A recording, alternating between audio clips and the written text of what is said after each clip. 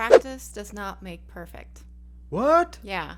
If you don't know what you're doing and you just keep doing the same thing over and over and over in practice, you're just reinforcing bad habits, and it's going to take that much more time and energy to undo the damage. So, this is what you do instead.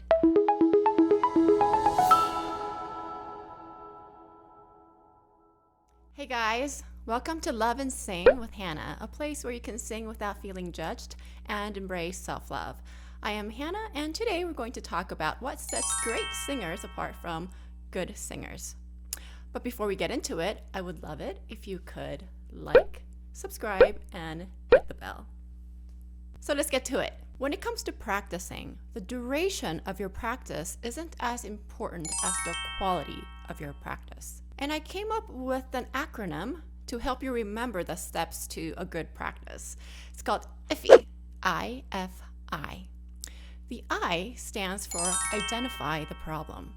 So when you're singing through a song, look for places where you feel uncomfortable or it feels a little labored and difficult, or it just doesn't feel like it's flowing. So identify where that place is. And if you have a sheet music or if you have a lyric sheet, circle those parts so you have a visual of where you're having a hard time on. The second step is F, find the solution.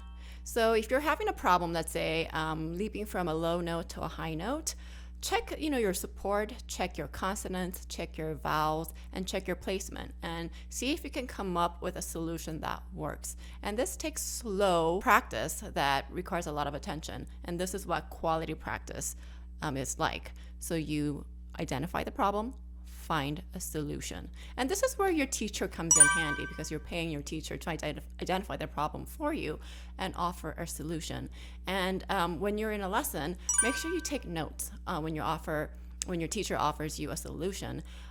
It's amazing how most of my students don't take notes until I tell them to, because if you don't take notes, it's just gonna go out the window the moment you walk out the door. So make sure you take meticulous notes so you know how to practice when you're alone. The third step is isolate the problem section. And practice that section for 5 to 10 minutes. Really concentrate, really be present, and make that your quality practice. And make sure you focus on the solution and practice slowly. And when you practice slowly and really concentrate for 5 to 10 minutes, you're building new muscle memory to fix the problem. And once the 5-10 minutes is over, move on to the next section or work on something that's easier for you, just to give your brain space and time to process the new information and just for the information to gel. If you want to walk away, that's fine too. Just walk away and go do something else and come back later and see how that section feels.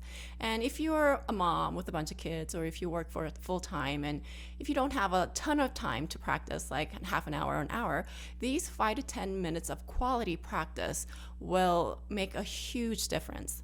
And so if you don't have a ton of time to practice, don't worry, you can improve. It just takes consistent, focused effort. So let me recap what we just talked about.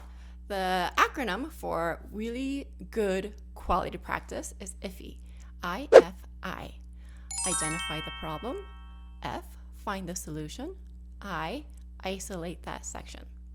I hope this video was helpful, and if you have any questions or comments, leave them below and I will get to them, or maybe even create new videos about them. So thanks for watching, and I'll see you next time. Bye!